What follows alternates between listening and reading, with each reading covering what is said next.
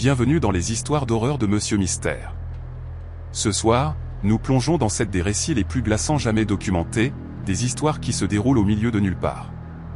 Il ne s'agit pas de légendes urbaines ou de contes à raconter autour d'un feu pour frissonner. Ce sont des témoignages authentiques, des récits de personnes qui se sont retrouvées dans les endroits les plus isolés de la Terre, là où l'aide n'existe pas et où les règles de la civilisation ne s'appliquent plus. Quand on enlève le réconfort des voisins, des réverbères et des signaux de téléphone portable, on découvre que l'humanité partage ce monde avec des forces et des phénomènes que nous n'étions pas censés comprendre. Chaque histoire que vous allez entendre a été recueillie auprès de témoins directs qui ont vécu des événements défiant toute explication rationnelle. Certaines impliquent des rencontres avec l'inexplicable, remettant en question tout ce que nous croyons savoir sur la réalité. D'autres révèlent une vérité terrifiante, les pires horreurs ne sont pas surnaturelles, mais profondément humaines. Ces récits traversent des autoroutes désertes, des terres agricoles oubliées et des villages abandonnés, où la frontière entre le monde des vivants et quelque chose de bien plus sombre devient dangereusement fine. Si vous appréciez les récits d'horreur authentiques, inspirés d'expériences réelles, abonnez-vous dès maintenant à Dossier Enfoui et activez la cloche des notifications pour rejoindre notre communauté de chercheurs de vérité. Après avoir écouté ces histoires ce soir, partagez vos propres rencontres isolées dans la section des commentaires ci-dessous, car votre récit pourrait être mis en avant la prochaine fois. Maintenant, éteignez les lumières, car nous allons nous aventurer dans le vide, là où la civilisation s'arrête et où la vraie terreur commence.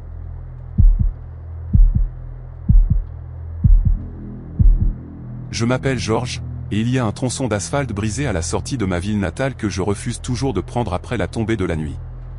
Je ferai un détour, brûlerai du carburant en plus et inventerai n'importe quelle excuse. Car chaque fois que j'aperçois le panneau indiquant la route du Comté 19, je sens ce même poids froid s'installer dans ma poitrine. Les gens qui écoutent cette histoire aiment à croire qu'ils auraient mieux réagi, qu'ils auraient été plus courageux, plus intelligents ou moins égoïstes. Peut-être. Tout ce que je peux vous dire, c'est ce qui nous est arrivé là-bas, dans un endroit où il n'y avait ni maison ni lumière. Et pendant quelques minutes, même les lois du monde normal semblaient suspendues. À l'époque, la route du Comté 19 n'était que notre terrain de jeu d'adolescent. C'était l'endroit où l'on allait fumer sans que nos parents ne sentent rien. Où les couples se garaient pour s'embrasser. Où des gamins comme nous allaient prouver leur absence de peur. La route traversait des champs sans fin, seulement interrompue par une grange effondrée et un silo rouillé qui semblait prêt à s'écrouler au prochain orage. On pouvait rouler des kilomètres sans croiser une seule paire de phares. Et les nuits claires, les étoiles semblaient assez proches pour les toucher. J'avais regardé des vidéos d'horreur et écouté des histoires pendant des années, le genre qui rend les gens nerveux à propos des petites villes et des autoroutes désertes. Cela ne m'avait jamais dérangé. Je me disais que l'horreur n'était qu'un divertissement, que ces histoires appartenaient à d'autres personnes, dans d'autres endroits. Là où je vivais, la chose la plus effrayante que l'on voyait généralement était un cerf sautant devant un camion. Alors, quand mon ami a suggéré d'y aller un soir d'été pour échapper à tout, je n'ai pas hésité. Nous étions 4 dans mon vieux pick-up, une chose bleue cabossée qui vibrait si on dépassait les 100 km/h. À côté de moi se trouvait mon meilleur ami, Marc, les pieds sur le tableau de bord et une cigarette entre les doigts. À l'arrière, Tyler et Nat, à moitié perdus dans la brume de la bière bon marché et dans des blagues qui n'avaient de sens qu'à 17 ans. La radio ne captait presque rien aussi loin, mais je l'avais laissée allumée, juste assez fort pour couvrir le silence qui s'installait toujours sur ces champs après minuit. Nous avons atteint la vieille grange un peu après 1h du matin. Elle se dressait au loin comme une dent cassée, son toit effondré d'un côté, ses fenêtres regardant la route comme des orbites vides. Nous nous étions garés là une douzaine de fois. Parfois, nous nous glissions à l'intérieur et nous nous lancions des défis pour monter à l'étage, même si les planches semblaient prêtes à céder sous le poids d'une souris, et encore moins sous celui d'un adulte. Cette nuit-là, nous sommes restés dans le camion. Il faisait trop chaud et trop calme, et l'obscurité semblait plus lourde que d'habitude, comme s'il y avait moins d'espace dans l'habitacle qu'il n'aurait dû y en avoir. Nous avons coupé le moteur et laissé la nuit nous envelopper. Les criquets hurlaient dans l'herbe, et le coassement occasionnel d'une grenouille s'élevait d'un fossé de drainage. Une fine bande de lune pendait bas sur l'horizon, mais elle ne donnait pas beaucoup de lumière, juste une pâle traînée d'argent derrière la silhouette noire de la grange. Pendant un moment, nous sommes simplement restés assis à discuter de rien. Quelqu'un a mentionné une fille de l'école. Un autre s'est plaint du travail. C'était normal, ennuyeux, rassurant. Puis Tyler a suggéré de voir à quel point les haut-parleurs du camion pouvaient être forts avec les portes ouvertes. C'était stupide, mais c'était le genre de choses que nous faisions. J'ai roulé des yeux, mais je l'ai fait quand même, augmentant le volume jusqu'à ce que la basse fasse vibrer les sièges et que les paroles se transforment en bruit. Le son s'est répandu dans les champs vides, comme un battement de cœur artificiel s'opposant à la nuit. Nous n'avons pas vu les lumières en premier. Nous les avons senties. La chanson s'est arrêtée net au milieu du refrain. Pas de grésillement, pas de fondu, juste le silence. Le tableau de bord a clignoté une fois, puis s'est éteint. Le moteur était déjà coupé, mais maintenant, chaque parcelle de vie électronique dans le camion mourait avec lui. La seule lumière provenait de la faible lampe du plafond de la cabine, et même celle-ci pulsait, comme si elle luttait pour rester en vie. « Mec, qu'est-ce que t'as fait ?» a demandé Marc, frappant la radio du plat de la main. « Rien. J'ai tourné la clé dans le contact. » Le camion a cliqué une fois, un son sec, et a refusé de démarrer. Pendant quelques secondes, ce n'était que ça, un problème électrique. Un vieux véhicule qui rendait enfin l'âme après trop d'années de négligence. J'ai juré entre mes dents et j'ai réessayé. Même clic, même refus obstiné. Tyler s'est penché en avant depuis l'arrière, son haleine chargée de bière. La batterie est morte. Avant que je puisse répondre, Nat a pointé du doigt par-dessus mon épaule. Qu'est-ce que c'est que ça ? Au-delà de la grange, là où les champs rencontraient le ciel, un groupe de lumières flottait, suspendu dans l'obscurité. Ce n'étaient pas des étoiles. Elles étaient trop basses, trop brillantes, et parfaitement immobiles. 3 orbes pâles formant un triangle lâche, brillant d'une couleur que je ne peux pas tout à fait décrire. Ni blanc, ni jaune, quelque chose entre les deux, comme l'intérieur d'une ampoule fluorescente. Pendant un moment, aucun de nous n'a parlé. Les criquets s'étaient tus. Le seul son était notre respiration et le léger tic-tac du métal qui refroidissait sous le capot. « C'est un hélicoptère », a finalement dit Marc, sa voix tremblante. Probablement une sorte de relevé ou quelque chose comme ça. J'aurais voulu le croire. Vraiment. Mais les hélicoptères font du bruit. Ils bougent. Ces lumières ne faisaient ni l'un ni l'autre. Elles restaient simplement suspendues, juste au-dessus de la lisière des arbres, comme si elles nous observaient. Puis elles se sont déplacées. Pas vers l'avant, ni vers le haut ou vers le bas. Elles ont glissé latéralement, en parfaite synchronisation, planant au-dessus des champs sans source visible, sans changement de luminosité. C'était comme regarder 3 soleils dérivés sur un océan noir. Elles ont traversé la grange, puis se sont arrêtées à nouveau, directement devant nous, à quelques centaines de mètres. « Ok, c'est bizarre », a chuchoté Tyler. Sa bravade avait disparu. J'ai tendu la main vers la clé, car c'était tout ce que mon cerveau savait faire. Tourner la clé, résoudre le problème, rentrer à la maison. Le camion n'a émis aucun son. Pas même le faible clic cette fois. C'était comme si tout le système électrique avait été arraché et jeté. « Éteins la lumière intérieure », a soudainement dit Nat. « Éteins-la. » Je l'ai fait. L'habitacle a plongé dans l'obscurité, et pendant un instant, je me suis senti complètement aveugle. Puis mes yeux se sont adaptés, et j'ai réalisé que les lumières extérieures semblaient plus brillantes maintenant, comme si elles répondaient à nous.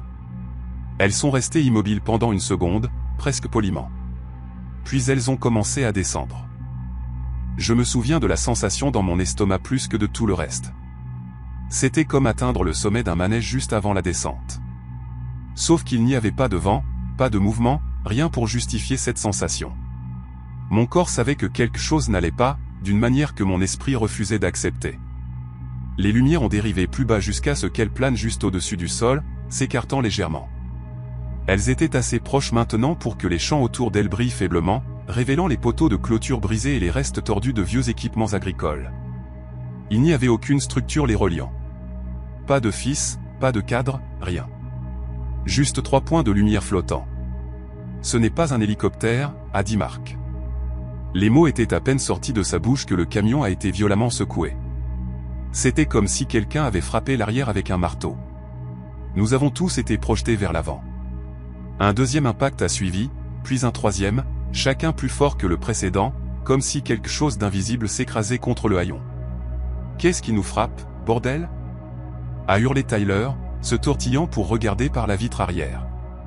Je me suis retourné aussi, mais tout ce que je pouvais voir était le reflet de ces 3 lumières étalées sur la vitre. Ce qui était derrière nous était soit dans l'angle mort sous la fenêtre, soit tout simplement invisible. Le camion a tremblé à nouveau, plus fort cette fois, le métal gémissant en protestation. « Pars, mec, pars !» a crié Nat. « Conduis. » J'essaie. J'ai tourné la clé jusqu'à ce que mon poignet me fasse mal. Le moteur n'a même pas tenté de démarrer. Le volant semblait lourd, inutile dans mes mains. Puis, aussi brusquement qu'il était mort, le camion est revenu à la vie. Toutes les lumières du tableau de bord se sont allumées en même temps. La radio a hurlé en grésillement, et le moteur a rugi avec un son violent et étouffé que je n'avais jamais entendu auparavant. J'ai fait quelque chose cette nuit-là qui m'a empêché de dormir pendant des années. J'ai grimpé par-dessus Marc. Il avait un pied calé au sol et l'autre toujours sur le tableau de bord. Et quand le camion a sursauté, il a attrapé la poignée de la portière des deux mains pour se stabiliser. Dans ce chaos, dans cette panique aveugle, je l'ai poussé de côté, un bras en travers de sa poitrine, utilisant mon poids pour me glisser complètement derrière le volant. Son épaule a heurté la vitre avec un bruit sourd. Il a juré, mais ses mots ont été noyés sous le rugissement du moteur et le grésillement croissant de la radio. J'ai passé le camion en drive et j'ai enfoncé l'accélérateur à fond. Les pneus ont patiné un instant sur le gravier meuble, puis ont accroché, nous projetant vers l'avant. Les lumières extérieures n'ont pas diminué aussi vite qu'elles auraient dû. Pendant plusieurs longues secondes, j'ai eu l'impression que nous ne bougions pas du tout, comme si le monde était figé sur une seule image. Puis, tout à coup, le camion a sursauté, comme si quelque chose l'avait lâché. L'aiguille du compteur de vitesse a grimpé. La grange a disparu derrière nous. « Ne t'arrête pas », a répété Nat depuis la banquette arrière, comme une prière. « Ne t'arrête pas. Ne t'arrête pas.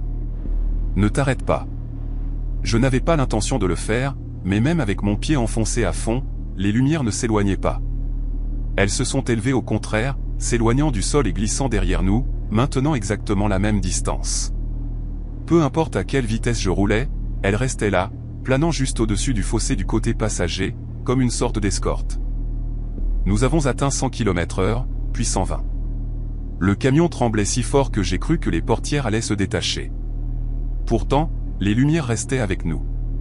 L'air dans l'habitacle semblait épais, lourd, comme si nous étions submergés dans une eau profonde. Chaque respiration était un effort.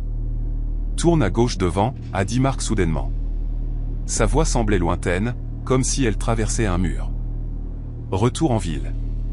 Tourne à gauche à l'intersection. » L'intersection, voulait-il dire, était la seule sur ce tronçon de la route du comté 19, l'endroit où l'asphalte brisé rencontrait la route plus récente qui menait vers la ville. J'ai fixé ce point au loin, la faible lueur d'un réverbère que je savais se trouver là-bas. C'est devenu la seule chose qui comptait. Atteindre la lumière. En nous approchant, les lumières extérieures ont commencé à s'élever, comme des lanternes sur des fils invisibles. Au moment où mes pneus avant ont touché le revêtement plus lisse de la route, quelque chose a changé. Les grésillements de la radio se sont arrêtés. Le poids dans l'air s'est dissipé. J'ai soudain réalisé que les criquets étaient revenus. Leur cœur était fort et presque douloureusement normal à travers la vitre ouverte. J'ai regardé sur le côté.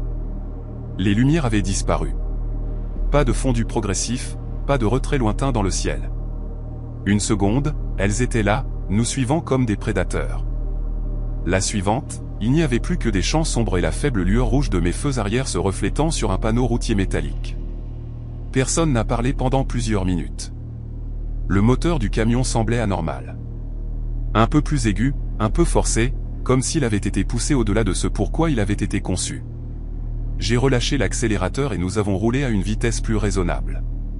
Mes mains ont laissé des traces de sueur sur le volant. Finalement, Tyler a rompu le silence. On a vu ça, hein? On a tous vu la même chose. Personne ne lui a répondu. Je ne sais pas ce que les autres pensaient. Mais j'avais peur que si je disais oui à voix haute, cela deviendrait plus réel que je n'étais prêt à l'admettre. Nous sommes rentrés directement en ville et nous nous sommes garés sur le parking d'un magasin de proximité bien éclairé. Sous ces lumières fluorescentes bourdonnantes, tout semblait plus petit et plus stupide. Des lumières étranges dans un champ, un camion qui ne voulait pas démarrer. Peut-être que tout cela n'avait été qu'un étrange orage électrique, un phénomène atmosphérique. C'est ce que je me suis dit. Puis je suis allé à l'arrière du camion. Le haillon était enfoncé vers l'intérieur. Le métal était froissé en 3 endroits distincts, comme s'il avait été frappé avec des marteaux énormes et régulièrement espacés. Il n'y avait ni éraflure, ni transfert de peinture, ni marque d'un autre véhicule, juste 3 bosses profondes et symétriques, chacune de la taille d'un visage humain. Nous n'avons jamais déposé de plainte. Que aurions-nous dit? Qu'une chose invisible nous avait attaqués au milieu de nulle part? Que notre vieux camion avait soudainement décidé de mourir puis de revenir à la vie sans raison mécanique? Que 3 lumières nous avaient suivis sans laisser de traces? À la place, nous avons dit à tout le monde que nous avions reculé contre un poteau près de la grange, ivres et stupides. Les gens l'ont cru parce que c'était plus facile que la vérité. Nous les avons laissés croire. Quelques mois plus tard, j'ai arrêté d'aller sur la route du Comté 19. Je me suis dit que c'était parce que la vie était devenue plus occupée, que nous avions tous des emplois et des responsabilités. Ce n'était qu'une partie de la vérité. La vraie raison était que chaque fois que je pensais seulement à tourner sur cette route, ma peau me picotait et ma vision se remplissait de cette lueur surnaturelle planant au-dessus des champs. Les années ont passé. Je suis parti pendant un moment. La vie a changé. Je ne parlais plus autant à Marc que j'aurais dû. Il y avait toujours autre chose à faire, une excuse pour remettre l'appel à plus tard. La nuit où j'ai enfin décroché le téléphone pour une vraie conversation, ce n'était pas lui à l'autre bout du fil. C'était quelqu'un d'autre de chez moi, demandant si j'avais vu les infos. Une voiture avait été retrouvée abandonnée sur la route du Comté 19, non loin de la vieille grange. Les 4 portières étaient grandes ouvertes. Les phares étaient éteints. Les clés étaient toujours sur le contact. Le moteur était froid. Il n'y avait aucun signe de lutte, aucune empreinte de pas s'éloignant du véhicule, aucune indication que quelqu'un avait tenté de marcher vers la ville. Le conducteur et les passagers avaient disparu. Quand ils ont décrit l'emplacement à la radio, ils ont utilisé un point de repère que j'ai immédiatement reconnu. Un bornage kilométrique, une vieille clôture, la silhouette d'une grange effondrée. Mon estomac s'est transformé en glace. C'était presque exactement l'endroit où nous nous étions garés cette nuit-là. Je me dis que ce qui nous est arrivé et ce qui leur est arrivé n'est pas lié. C'est la chose rationnelle à croire, la chose sûre. Des lumières étranges dans les zones rurales sont signalées tout le temps, et les gens disparaissent pour d'innombrables raisons. Le monde est assez grand pour les coïncidences. C'est ce que je me répète chaque fois que le souvenir refait surface. Mais parfois, quand je conduis seul sur une route de campagne inconnue et que le ciel semble trop vide, je le sens à nouveau. Ce poids dans l'air, cette pression subtile dans mes oreilles, cette certitude animale que quelque chose m'observe. Quand cela arrive, je remonte les vitres. Peu importe la chaleur, je garde les mains fermement sur le volant. Et si je revois un jour 3 lumières planant au-dessus des champs, je ne m'arrêterai pas assez longtemps pour leur accorder un second regard. Parce que ce qui se trouvait sur la route du Comté 19 fait toujours partie de ma vie. Que je le veuille ou non, cela vit dans les bosses que nous avons dû marteler sur le haillon. Dans le silence qui s'est installé entre mes amis et moi après cette nuit-là. Dans les articles de presse qui apparaissent de temps en temps sur des voitures abandonnées et des conducteurs disparus. Cela vit dans la façon dont ma voix tremble encore quand je raconte cette histoire. Même maintenant, vous pouvez vous dire que c'était un tour de l'œil, un bug, une exagération d'adolescent. Vous pouvez décider que je mens ou que j'ai omis un détail important qui rendrait tout compréhensible. Croyez ce qui vous aide à dormir. Mais retenez une chose la prochaine fois que vous vous retrouverez sur une route déserte sans aucun autre phare en vue. Parfois, quand le monde est assez sombre et assez vide, autre chose le remarque. Et si cela décide de s'approcher, il n'y aura peut-être pas d'autoroute à proximité pour vous sauver.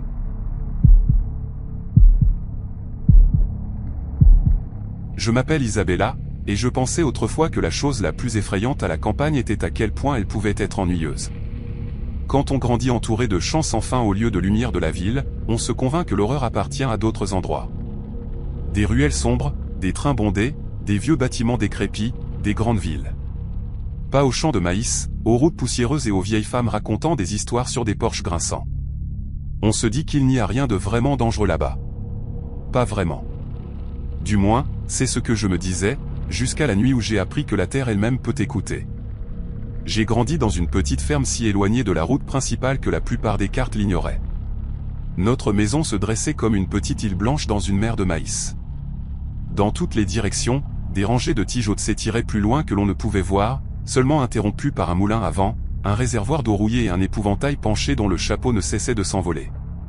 La nuit, quand le vent traversait les champs, cela ne ressemblait pas à des plantes qui bruissaient. cela ressemblait à des chuchotements, doux, continus, et juste assez silencieux pour que l'on puisse prétendre que ce n'était rien si l'on faisait assez d'efforts.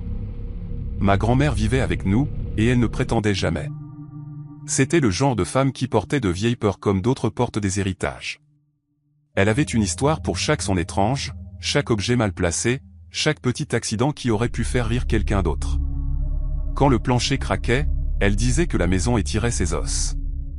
Quand les chiens aboyaient après rien, elle disait que quelque chose d'invisible passait le long de la route. Et quand le vent se levait au crépuscule et que les champs commençaient leur sifflement constant de feuilles sèches, elle se redressait légèrement et regardait par la fenêtre comme si elle écoutait des mots dans le bruit. « Il y a des endroits que tu ne traites pas comme s'ils t'appartenaient », m'a-t-elle dit un jour alors que j'avais 12 ans. Ses doigts serraient une tasse de thé ébréchée. Les champs, les bois, les berges des rivières. Certains endroits appartiennent à des choses plus anciennes que les clôtures et les actes de propriété. Tu les traverses, mais tu ne les possèdes pas. Et tu ne cries pas ton nom après la tombée de la nuit, pas là-bas. J'ai ri d'elle à ce moment-là. J'ai essayé de le cacher, mais elle a vu mon sourire en coin et a plissé les yeux. « Tu crois que j'essaie de te faire peur ?» a-t-elle dit. « Non. J'essaie de te garder entière. » Le chant écoute. Tu lui donnes ton nom complet et il le garde. C'est tout ce dont il a besoin. Qui t'a appris ça? Ai-je demandé, encore à moitié amusé. Elle a fixé un point au-delà de moi, vers le maïs où les derniers rayons du soleil couchant transformaient les tiges en une muraille de dents noires. Certaines choses, on n'a pas besoin de les apprendre 2 fois, a-t-elle dit. Une seule erreur suffit. C'est devenu l'une de ses règles après cela. Pas de nom complet dans les champs après le coucher du soleil. Si elle nous entendait, mon cousin et moi, crier autre chose qu'un surnom, elle nous rappelait avec une telle urgence que nous obéissions sans réfléchir. Je ne la croyais pas. Pas vraiment. Mais je respectais le tranchant de sa voix. Les vieilles personnes ont le droit à leur rituel. L'été de mes 16 ans, mon cousin est venu passer quelques semaines chez nous. Il s'appelait Liam, et c'était le genre de garçon de 13 ans qui traitait chaque règle comme une insulte personnelle. Pour lui, la ferme était un énorme terrain de jeu rempli d'opportunités pour tester son courage. Pour moi, c'était juste chez moi. J'avais appris où se trouvaient les trous dans les clôtures, quel coin des champs restait boueux même pendant la sécheresse, et comment sentir quand un orage approchait rien qu'au bout de l'air. Le jour où c'est arrivé, la chaleur pesait sur la terre comme un poids. Même les mouches semblaient trop fatiguées pour bourdonner. Nous avons passé la plupart de l'après-midi à nous déplacer lentement d'une ombre à l'autre, attendant que le soleil descende assez bas pour que l'air ne ressemble plus à une soupe. Quand le soir est enfin arrivé et que la lumière est devenue douce et dorée, j'ai suggéré que nous marchions entre les rangées pour vérifier les tiges tombées et les dégâts causés par les ratons laveurs. C'était une corvée, mais cela semblait moins un travail et plus une excuse pour bouger sans fondre. Nous sommes entrés dans le champ alors que le ciel glissait de l'orange au violet. Le maïs était à sa hauteur maximale, plus grand que nous deux. Et une fois que l'on était quelques rangées à l'intérieur, la maison disparaissait complètement. Le monde se réduisait à un sentier de terre battue, et au bruissement sec et proche des feuilles frôlant nos épaules. L'odeur de la terre et des choses vertes était lourde, presque réconfortante. Liam courait devant, soulevant des nuages de poussière, faisant des bruits comme s'il était dans un film. Je le suivais, écartant les feuilles, vérifiant les tiges cassées, reconnaissantes pour l'ombre. L'air entre les rangées était plus frais, plus dense. On pouvait entendre ses propres pas comme s'il se produisait dans une autre pièce. Et, Issa, a-t-il appelé par-dessus son épaule, sa voix résonnant étrangement à travers les plantes. C'est quoi, ce truc que grand-mère a dit sur les noms? Ne dis pas ton nom complet ici après la tombée de la nuit, ai-je répondu automatiquement. Elle pense que le chant s'en souvient. C'est tellement stupide, a-t-il dit immédiatement. Ce n'est que du maïs. Qu'est-ce qu'il va faire? Nous appeler plus tard? Arrête, ai-je dit, incapable de réprimer un petit sourire au coin de ma bouche. Sérieusement. D'accord, a-t-il dit. Alors je vais juste dire le mien. Il a renversé la tête en arrière et a hurlé son nom complet dans le ciel, chaque syllabe nette et claire. Le son s'est envolé et a survolé le maïs dans la pénombre. Il a résonné plus longtemps qu'il n'aurait dû, s'étirant comme si le chant lui-même avait décidé de le porter un peu plus loin. Liam, arrête, ai-je dit sèchement. Plus durement cette fois. Les voisins t'entendront.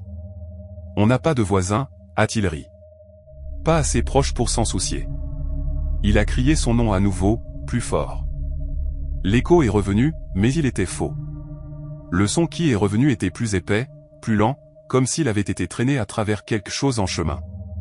C'était comme écouter un enregistrement joué sur une pile qui s'épuise. Je me suis dit que c'était juste la façon dont le son rebondissait entre les rangées, mais mes bras se sont couverts de chair de poule malgré la chaleur. Le vent était tombé complètement.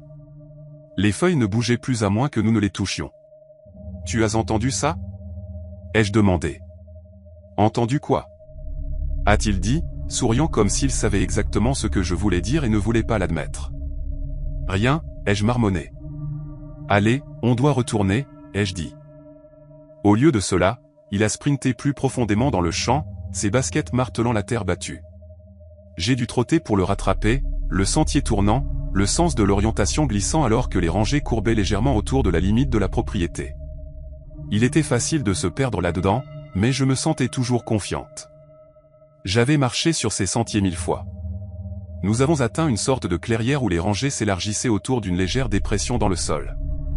Mon père disait que c'était autrefois un étang avant qu'il ne la sèche. La terre y semblait toujours plus sombre, plus riche, et le maïs y poussait plus haut. Cela semblait aussi plus silencieux, comme une poche de calme où le monde extérieur avait du mal à pénétrer. Liam s'est arrêté au centre et a levé les bras de manière dramatique. « Mesdames et messieurs, a-t-il annoncé.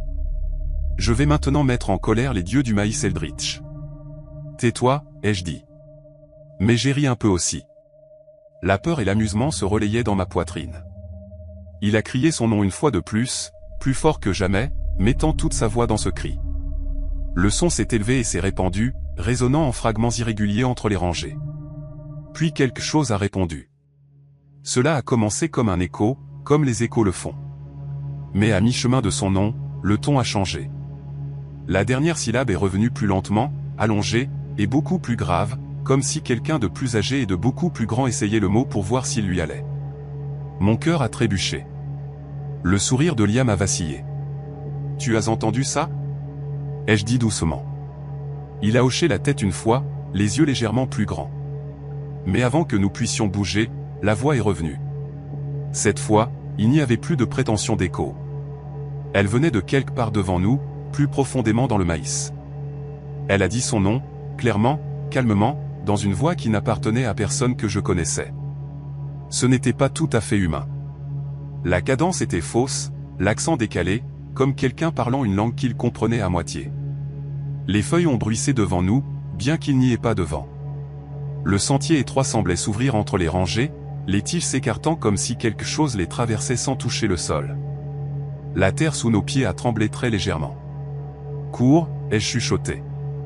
Liam ne l'a pas fait. Son visage était devenu mou, ses yeux fixés sur le corridor sombre qui s'ouvrait devant nous. « Tu as entendu ça ?» a-t-il murmuré. « Il connaît mon nom. » La voix l'a redit.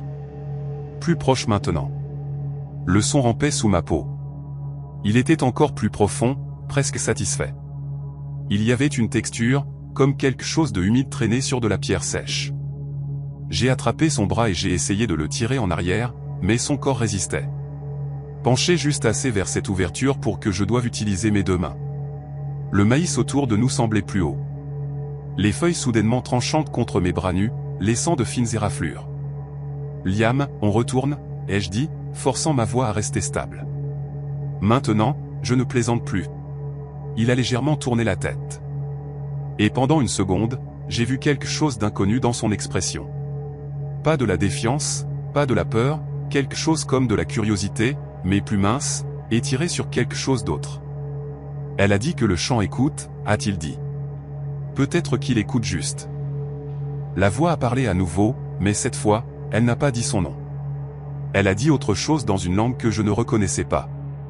Une série de sons qui m'ont fait mal aux dents. Au même moment, le maïs de chaque côté du sentier a frémi violemment, comme si des mains invisibles les avaient tous balayés en même temps. Chaque instinct dans mon corps est passé de nerveux à hurlant. J'ai tiré sur son bras avec tout ce que j'avais. Pendant un battement de cœur, nous avons lutté ainsi. Mes pieds glissaient dans la terre sèche, son poids attiré vers l'ouverture. Puis j'ai fait l'erreur de regarder derrière nous. J'ai cru entendre quelque chose là aussi. Un léger bruissement, une suggestion de mouvement. La panique a jailli et j'ai lâché son bras pendant une seconde pour jeter un coup d'œil par-dessus mon épaule. Le sentier derrière nous semblait le même qu'à l'accoutumée, juste de la terre et des tiges et la fine fente de ciel assombrie au-dessus. Quand je me suis retourné, il avait disparu. La dépression dans le sol était vide. Le sentier devant était toujours ouvert, les feuilles oscillant légèrement comme si quelque chose venait de les traverser. Il n'y avait ni empreinte de pas, ni son de course, ni tige cassée pour montrer où il aurait pu aller. « Liam » ai-je appelé, ma voix se brisant. « Arrête. Ce n'est pas drôle. » Le silence pesait comme un poids. Puis, de quelque part dans le maïs, très loin et impossiblement près en même temps, la voix a redit son nom. Elle semblait satisfaite. J'ai reculé lentement au début, puis j'ai tourné les talons et j'ai couru. Les rangées de maïs se sont brouillées de chaque côté de moi. Les feuilles me giflaient le visage, s'emmêlaient dans mes cheveux. Le sol semblait penché, chaque pas menaçant de me tordre la cheville. Tout ce temps, j'entendais des chuchotements autour de moi, superposés et doux, comme plusieurs bouches répétant le même mot encore et encore, son nom roulant à travers le champ. Quand j'ai finalement jailli dans la cour ouverte près de la maison, mes poumons brûlaient et mes bras étaient couverts de fines éraflures rouges en forme de petits doigts. Ma grand-mère était sur le porche, déjà à mi-chemin des marches, son visage pâle et tendu. « Où est-il » a-t-elle demandé. J'ai ouvert la bouche pour répondre et j'ai réalisé que je n'avais pas de réponse. Pas une qui ait du sens, en tout cas. Il était là, puis il n'y était plus. Le champ s'est ouvert, puis s'est refermé. Quelque chose l'a appelé et il a écouté. Des équipes de recherche ont peigné la propriété toute la nuit. Des hommes avec des lampes torchées et des chiens ont marché dans chaque rangée. Ils n'ont rien trouvé. Pas de vêtements déchirés, pas de sang, pas de signe de lutte. C'était comme si la terre elle-même l'avait avalé tout entier. La police a posé des questions. A-t-il fugué? A-t-il parlé de partir? Quelqu'un n'avait-il une raison de lui faire du mal? J'ai répondu honnêtement, mais rien de tout cela n'avait d'importance. Sans preuve, tout ce qu'ils avaient, c'était un garçon qui était entré dans un champ et n'en était pas ressorti. Ma grand-mère n'est plus jamais entrée dans le maïs après cela. Elle l'observait depuis la fenêtre, la bouche serrée en une fine ligne, comme quelqu'un qui regarde un voisin de longue date qui a finalement montré ses crocs. Quand les gens venaient avec leur sympathie et leurs plats, elle les acceptait tous les deux. Mais quand ils chuchotaient que ce devait être un accident ou un enlèvement, elle secouait simplement la tête. « Il l'a pris » m'a-t-elle dit une fois quand nous étions seuls. « Je t'avais dit qu'il écoute. » Au cours des semaines suivantes, j'ai commencé à l'entendre. La première fois, c'était au crépuscule, et le ciel était du même violet que la nuit où c'était arrivé. Je me tenais sur le porche, me serrant contre l'air frais, et le vent a commencé à traverser le maïs. Les chuchotements se sont élevés comme d'habitude. Mais en dessous, j'ai entendu sa voix, faible, étirée, fine, comme si elle avait dû parcourir un long chemin pour m'atteindre. Il a appelé mon nom une fois, puis le sien, comme s'il essayait de me rappeler qui il était. Je me suis figé. Le son venait du fond du champ. De nulle part où je pouvais pointer du doigt, juste une fine ligne de mots portés par le vent. Après cela, c'est devenu un schéma. À l'heure exacte où le soleil disparaissait, je l'entendais. Parfois, il appelait mon nom. Parfois, il répétait simplement le sien encore et encore, comme il l'avait fait cette nuit-là avant que tout ne change. D'autres fois, il essayait de dire plus, mais les mots se brisaient au bord, dévorés par le sifflement des feuilles. Je n'ai jamais répondu. J'en avais envie. Chaque partie de moi aspirait à répondre, à courir dans le champ et à le ramener à la maison, à prouver que les règles pouvaient être annulées. Mais je me souvenais de la façon dont les feuilles s'étaient écartées, de la façon dont la voix s'était enroulée autour de son nom comme si elle l'essayait. Je me souvenais du visage de ma grand-mère. Les années ont passé. Nous avons arrêté de planter du maïs sur cette partie de la terre.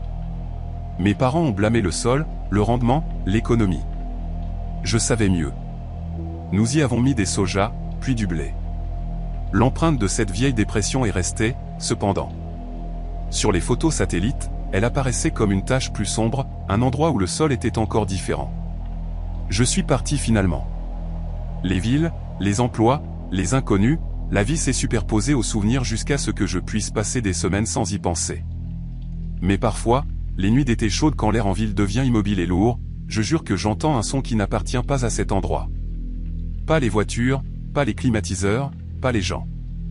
Juste le plus faible chuchotement de feuilles et la voix d'un garçon. Chaque syllabe est tirée par la distance, appelant son propre nom depuis un endroit où les cartes n'atteignent pas. Je n'ai jamais pu prononcer mon nom complet dans un champ ouvert après la tombée de la nuit. Peu importe à quel point cela semble stupide ou combien de gens riront. Il y a des endroits qui écoutent. Il y a des endroits qui se souviennent, et une fois que vous leur donnez un morceau de vous-même, vous ne choisissez pas ce qu'ils en font.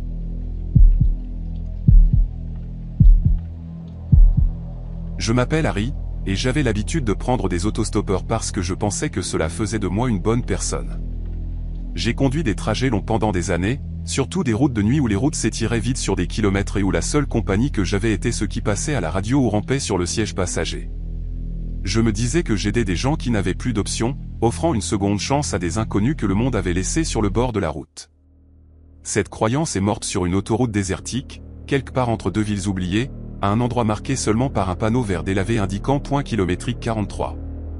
C'était fin août, le genre de nuit où la chaleur ne se brise pas simplement parce que le soleil se couche. L'air scintillait au-dessus de l'asphalte même à minuit, et la climatisation de mon camion luttait pour suivre. J'avais conduit pendant 6 heures d'affilée, traversant une étendue d'autoroute qui coupait à travers une terre plate et vide, où rien ne poussait sauf des buissons et l'occasionnel arbre de Josué tordu. Les stations-service étaient rares. Les maisons l'étaient encore plus. Pendant de longues distances, la seule preuve que d'autres personnes existaient était l'occasionnelle paire de feux arrière disparaissant à l'horizon ou une lueur lointaine qui aurait pu être une ville, mais qui s'avérait être un pylône de transmission. La radio avait abandonné 1 heure plus tôt, se dissolvant en grésillement peu importe le nombre de fois où je tournais le cadran. Je ne m'en souciais pas. Le silence me donnait le temps de penser, ou plus précisément, le temps de ne pas penser. C'était l'attrait de ces trajets. On pointait le camion dans une direction et on laissait son esprit devenir vide jusqu'à ce que quelque chose force à prêter attention à nouveau. Cette chose s'est avérée être un homme debout sur l'accotement près du point kilométrique 43. Il ne faisait pas de signe, ne tenait pas de panneau, ne faisait même pas face à la route. Il se tenait parfaitement immobile, le dos tourné vers moi, vêtu de vêtements de travail qui semblaient trop lourds pour la chaleur, un jean sombre, une chemise à manches retroussées jusqu'au coude, et des bottes couvertes de poussière pâle. Un sac de sport pendait à une main, le genre en toile avec un cordon de serrage. Il s'affaissait sous le poids. J'aurais dû continuer à rouler. Chaque partie de ma formation, chaque histoire de journal télévisé de fin de soirée, chaque avertissement à moitié souvenir de personnes qui savaient mieux que moi m'ont dit de garder le pied sur l'accélérateur, les yeux vers l'avant. Mais j'avais passé les 6 dernières heures seul. Et une partie stupide de moi a pensé que peut-être cet homme avait besoin d'aide. Peut-être que sa voiture était en panne. Peut-être qu'il marchait depuis des kilomètres. Peut-être que je pouvais être la seule bonne chose qui lui arrivait cette nuit-là. J'ai ralenti et me suis garé sur l'accotement à environ 6 mètres devant lui. Le camion tournait au ralenti, les phares coupant à travers l'obscurité et éclairant un tronçon de chaussée fissurée et d'herbe sèche. J'ai baissé la vitre du passager et me suis penché par-dessus le siège. « Vous avez besoin d'un trajet ?» ai-je appelé. Il ne s'est pas retourné tout de suite. Pendant quelques secondes, il est simplement resté là, immobile, comme s'il ne m'avait pas entendu. Puis, lentement, il a tourné son corps vers le camion. Son visage était difficile à distinguer dans la faible lumière, assombri par la visière d'une casquette de baseball délavée, mais je pouvais voir assez pour noter qu'il était plus âgé, peut-être la cinquantaine, avec une carrure robuste et des mains qui semblaient avoir vu des années de travail manuel. Il n'a rien dit. Il a simplement marché vers le côté passager, ouvert la porte, et est monté. Le sac est venu avec lui, reposant sur ses genoux. Il s'est installé sur le siège, a fermé la porte avec un clic doux, et a fixé droit devant lui à travers le pare-brise. « Où allez-vous » ai-je demandé, essayant de paraître décontracté. Il n'a pas répondu. Le silence s'est étiré assez longtemps pour que je commence à me demander s'il m'avait entendu du tout. J'ai remis le camion en marche et me suis doucement engagé sur l'autoroute, me disant que s'il voulait parler, il parlerait. Certaines personnes sont simplement silencieuses. Je pouvais respecter cela. Les kilomètres ont défilé.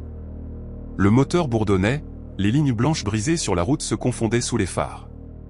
J'ai réessayé la radio par habitude, mais elle était toujours morte. J'ai jeté quelques regards de côté à mon passager, cherchant un indice sur qui il était ou ce qu'il faisait ici. Il n'a jamais bougé. Ses mains sont restées enroulées autour du haut du sac, les doigts pâles contre le tissu sombre, son visage est resté verrouillé vers l'avant, sans cligner des yeux. Après environ 10 minutes, il a enfin parlé. « Croyez-vous aux secondes chances ?» Sa voix était plate, dépourvue d'inflexion, comme s'il lisait un script qui ne l'intéressait pas. Cela m'a pris au dépourvu et j'ai bafouillé une réponse. « Oui », ai-je dit. « Je veux dire, je pense que tout le monde mérite une autre opportunité s'il essaie de faire mieux. » Il a hoché la tête lentement, comme s'il considérait mes mots avec une grande sérieux. Puis ses mains ont bougé. Il a ouvert la fermeture éclair du sac de quelques centimètres, assez pour que je puisse voir à l'intérieur. Je n'ai eu qu'un aperçu avant qu'il ne la referme. Mais c'était suffisant. De la corde, épaisse, enroulée et tachée à certains endroits où quelque chose avait imprégné les fibres. À côté, le bord d'un outil, quelque chose de lourd et métallique avec de la rouille rongeant les bords. Mon cerveau a essayé de donner un sens à cela, a essayé de trouver une explication innocente, mais mes mains se sont serrées sur le volant et mon pouce est accéléré. « À quoi ça sert ?» ai-je demandé, gardant ma voix aussi stable que possible. Il m'a regardé pour la première fois depuis qu'il était monté dans le camion. Ses yeux étaient plats, vides d'une manière qui m'a retourné l'estomac. « Les gâchis » a-t-il dit. « Ici, on peut creuser sans que personne ne demande pourquoi. On peut réparer des choses qui n'auraient pas dû arriver. Les gens jugent ce qu'ils trouvent sans savoir ce qui est venu en premier, la douleur ou l'acte. Vous comprenez ? Je ne comprenais pas. Ou peut-être que si. Et c'était pire. Ma bouche est devenue sèche. Chaque instinct que j'avais hurlé de me garer, de le pousser dehors, de faire quelque chose. Mais nous étions toujours au milieu de nulle part.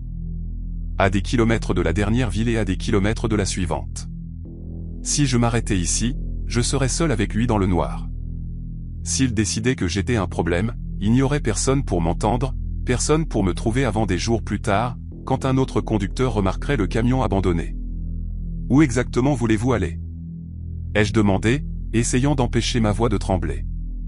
Il s'est penché en arrière sur son siège, une main toujours posée sur le sac. Il y a un embranchement à environ 8 km devant. Une route de terre, pas de panneau. Vous la verrez si vous faites attention. J'ai laissé quelque chose d'inachevé là-bas. Vous pouvez m'aider à le terminer. Je suis à court d'essence, ai-je menti. Je dois rester sur l'autoroute principale, sinon je n'arriverai pas à la prochaine station. Son expression n'a pas changé, mais quelque chose a changé dans l'air entre nous. La tranquillité facile est devenue quelque chose de plus lourd, de plus délibéré. Vous n'êtes pas à court d'essence, a-t-il dit doucement. Je peux voir le niveau depuis ici. Mon cœur battait à tout rompre. J'ai légèrement appuyé sur l'accélérateur, essayant de faire en sorte que cela paraisse naturel. Le camion a accéléré. Les lignes blanches sont passées plus vite. Au loin, peut-être à 16 km, j'ai pu voir une faible lueur à l'horizon. Une aire de repos, une station-service, quelque chose avec des lumières et d'autres personnes. Cela est devenu la seule chose qui comptait. J'ai vraiment pensé que je devais rester sur la route principale, ai-je dit plus fort maintenant, abandonnant toute prétention de calme. J'ai un horaire. Des gens m'attendent. Il m'a regardé pendant un long moment, puis a atteint sa veste. Tout mon corps s'est raidi. J'étais sûr qu'il sortait une arme, sûr que les prochaines secondes décideraient si je vivais ou mourais. Au lieu de cela, il a sorti un morceau de papier plié, vieux et taché, et l'a posé sur le tableau de bord. « C'est là où c'est » a-t-il dit. « Si vous ne me prenez pas, je trouverai un autre trajet. Mais ce serait plus facile avec vous. Vous semblez être quelqu'un qui comprend les erreurs. » Je n'ai pas regardé le papier. J'ai gardé les yeux fixés sur cette lueur lointaine, la suppliant de se rapprocher, plus vite. L'homme s'est déplacé sur son siège, et j'ai senti quelque chose appuyer légèrement contre mes côtes. Pas fort, juste une suggestion de pression, un rappel qu'il était assez proche pour me faire du mal s'il le voulait. « Vous rendez cela plus difficile que nécessaire » a-t-il dit. Sa voix n'avait pas changé. Elle était toujours plate, toujours calme. Mais en dessous, j'ai entendu quelque chose s'effilocher sur les bords. « Je ne vous emmène pas hors de cette autoroute » ai-je dit. Et ma voix s'est brisée sur le dernier mot. Pendant un long et terrible moment, il n'a rien dit. Puis il s'est penché en arrière, la pression disparaissant de mon côté. Il a plié ses mains sur le sac et a fixé le pare-brise comme s'il regardait quelque chose que je ne pouvais pas voir. « Vous avez raté votre tournant » a-t-il dit doucement. la lueur devant s'est transformée en forme. Une aire de repos. Un bâtiment, quelques lumières dispersées, et un semi-remorque garé près du bord éloigné du parking. Ce n'était pas grand-chose, mais c'était suffisant. J'ai tourné dans le parking sans clignoter, les pneus crissant sur le gravier, et j'ai klaxonné. Le son a fendu la nuit. L'homme n'a pas réagi. Il est resté parfaitement immobile alors que j'amenais le camion à un arrêt brutal près du bâtiment. Les phares étaient dirigés vers les portes vitrées. Une silhouette a bougé à l'intérieur, quelqu'un derrière un comptoir levant les yeux avec surprise. « Sortez », ai-je dit, ma voix tremblant maintenant. « Sortez de mon camion ». Il a tourné la tête lentement, m'a regardé une dernière fois, et a souri. Ce n'était pas un sourire cruel. C'était pire que cela. C'était compréhensif, presque compatissant, comme s'il avait pitié de moi. « Vous avez raté votre tournant », a-t-il répété. Puis il a ouvert la porte, est descendu avec son sac, et a marché loin de la lumière, disparaissant dans les buissons dans l'obscurité comme s'il n'avait jamais été là. Je suis resté dans le camion pendant longtemps, tremblant, attendant que mon cœur ralentisse. L'employé à l'intérieur est finalement sorti pour vérifier si j'allais bien, me demandant si j'avais besoin d'aide. Je lui ai dit que j'allais bien, que j'étais juste fatigué, que j'avais besoin d'une minute. Il a hoché la tête et est retourné à l'intérieur. Je ne lui ai pas parlé de l'homme. Qu'aurais-je pu dire ? Que j'avais pris un inconnu qui parlait de creuset et de gâchis et d'affaires inachevées.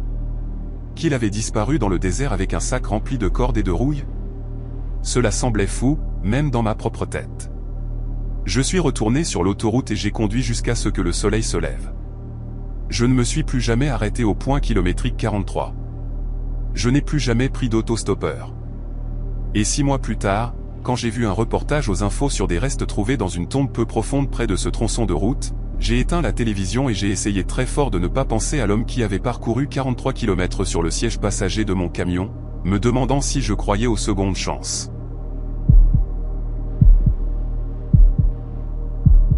Je m'appelle Poppy, et j'ai appris à mes dépens que certains endroits ne veulent pas que vous partiez.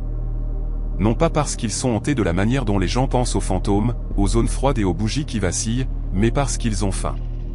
Affamés de compagnie, d'attention, de quelqu'un pour remplir le silence qui s'est étiré trop longtemps.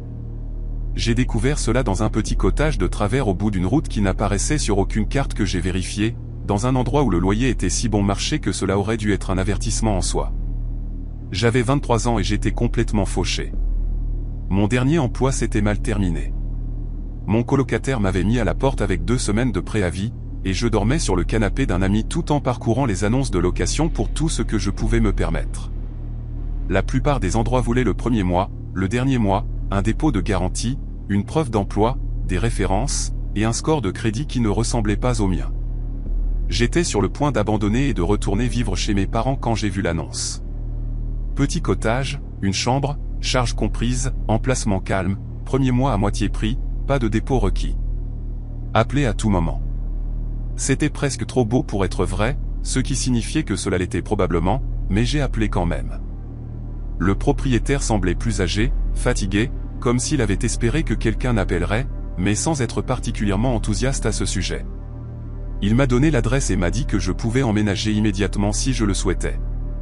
Pas de vérification des antécédents, pas de questions, juste signer le bail et l'endroit était à moi. Le trajet jusqu'à là-bas a pris plus de temps que je ne l'avais prévu. La route principale s'est transformée en une route plus petite, qui s'est transformée en un chemin de gravier, qui a finalement fini par n'être plus que 2 traces de pneus à travers une herbe envahissante. Des arbres pressaient des 2 côtés, épais et sombres, leurs branches formant une canopée qui bloquait la plupart du ciel. Mon téléphone a perdu le signal à peu près à mi-chemin, et j'ai dû me fier aux directions que j'avais griffonnées sur un bout de papier. Quand j'ai finalement atteint la clairière, j'ai compris pourquoi le loyer était si bon marché.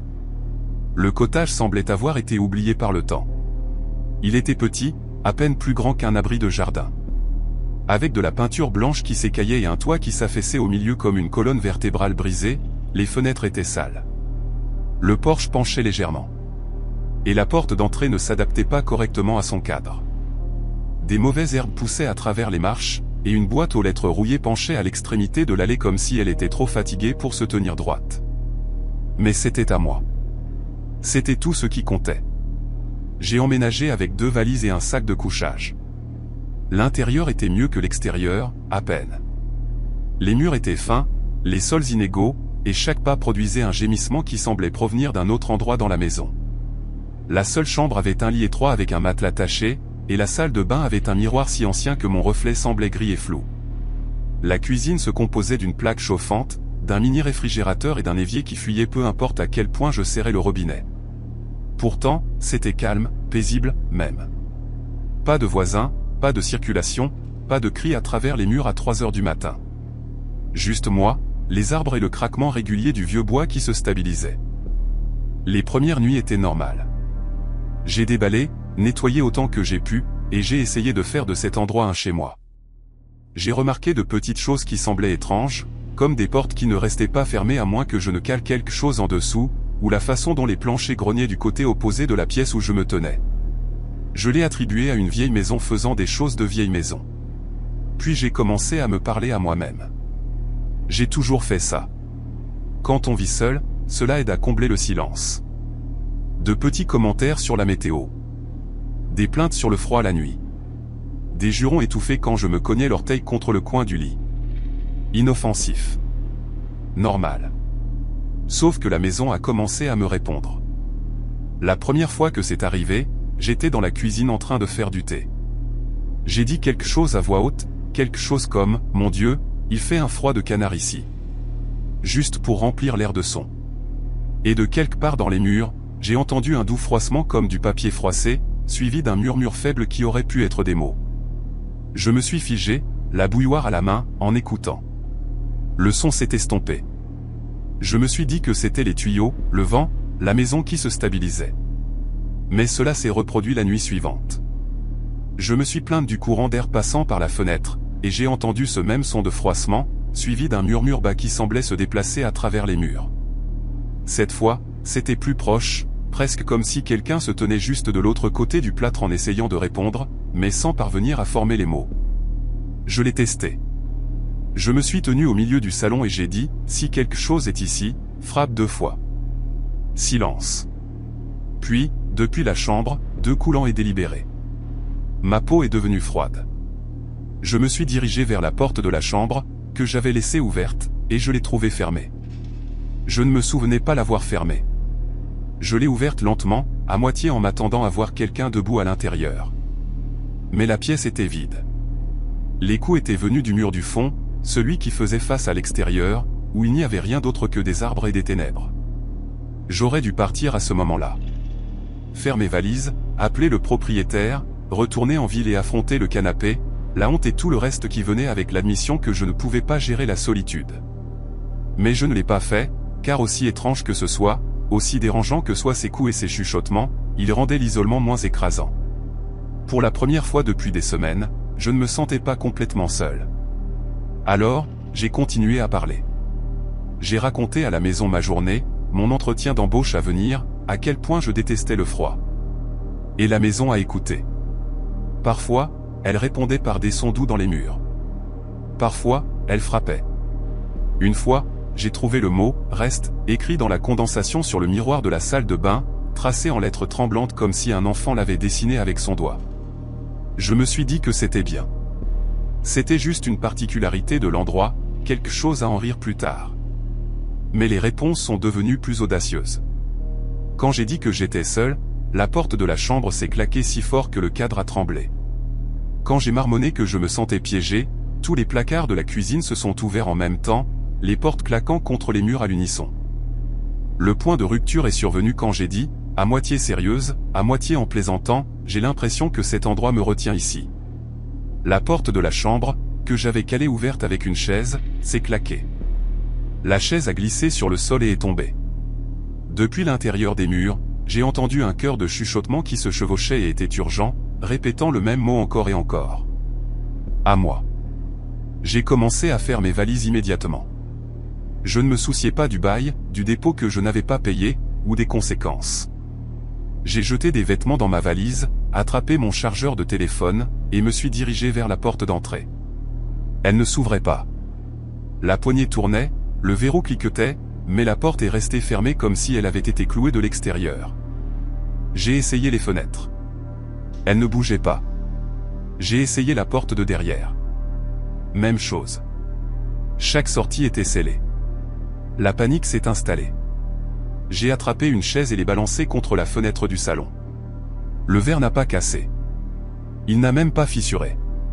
La chaise a rebondi, manquant de peu de me frapper au visage. J'ai hurlé, frappant la porte, donnant des coups de pied dans le cadre, suppliant qu'elle me laisse sortir.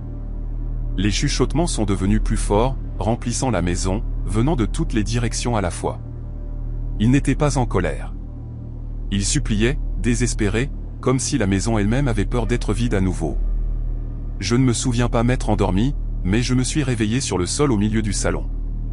Ma valise remplie était posée à côté de la porte d'entrée, qui était maintenant grande ouverte. La lumière du matin se déversait sur le porche.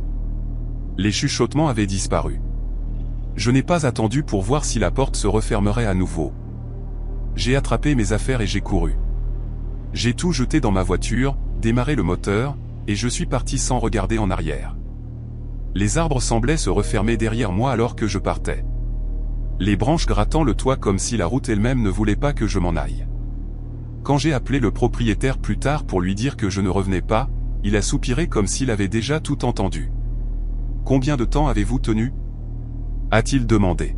« 3 semaines, ai-je dit. »« C'est plus long que la plupart, » a-t-il répondu. La maison n'aime pas être seule. Les objets laissés derrière ont tendance à disparaître avant l'arrivée du prochain locataire. C'est comme si l'endroit ne voulait pas partager. Je ne suis jamais revenu chercher les choses que j'avais laissées. Quelques livres, des ustensiles de cuisine, une veste que j'aimais. Je me suis dit qu'il n'en valait pas la peine. Mais parfois, tard le soir, quand je suis seul dans mon nouvel appartement, j'entends un doux froissement dans les murs. Et une fois, juste une fois, j'ai trouvé un message écrit dans la buée sur mon miroir de salle de bain. Il disait « Reviens ». J'ai déménagé à nouveau 2 semaines plus tard. Je ne me parle plus à moi-même. Et je ne louerai plus jamais un endroit aussi bon marché. Car certaines maisons ne veulent pas seulement des locataires, elles veulent quelqu'un à garder. Et si vous n'êtes pas prudent, vous pourriez être exactement ce qu'elles attendaient.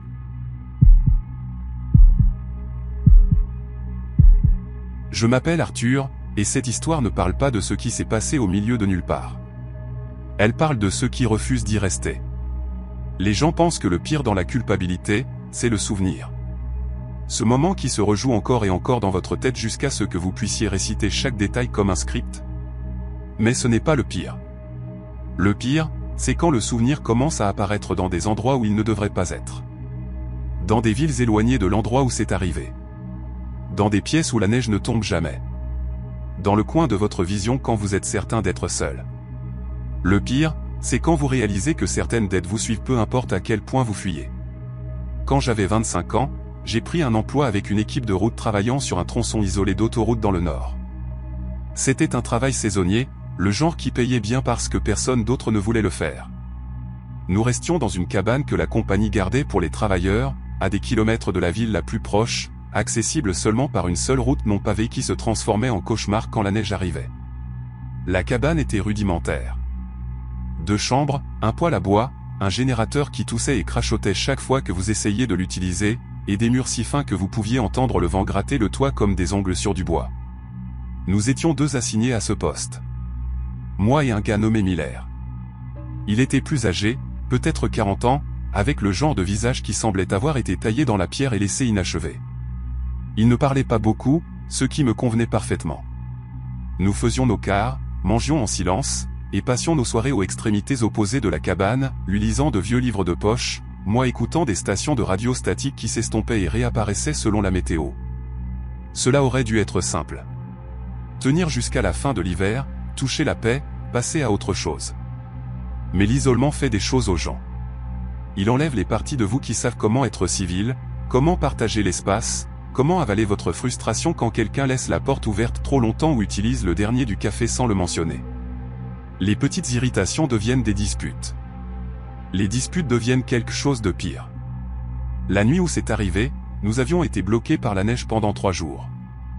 La tempête était tombée dure et rapide, ensevelissant la route d'accès sous 1,5 mètre de poudre et transformant le monde extérieur en un mur de neige statique. Le générateur était mort ce matin-là, ce qui signifiait pas de chaleur sauf celle que nous pouvions tirer du poêle à bois, et nous étions à court de bois sec. Les tempêtes étaient déjà tendues. Miller avait bu. Moi aussi. Du whisky bon marché dans une bouteille en plastique. Le genre qui brûle en descendant et rend chaque émotion plus vive, plus forte, plus difficile à ignorer. Je ne me souviens même pas de ce qui a déclenché la dispute. Peut-être quelque chose à propos du bois de chauffage, ou à qui était le tour de vérifier le générateur. Peu importe. Ce qui compte, c'est que cela a dégénéré. Les voix se sont élevées. Les mains ont commencé à pousser. Je lui ai dit de reculer. Il m'a dit de grandir. J'ai poussé plus fort. Il a frappé. J'ai esquivé. Nous étions tous les deux ivres, tous les deux en colère, tous les deux trop obstinés pour arrêter. La bagarre s'est répandue sur le porche, puis en bas des marches dans la neige.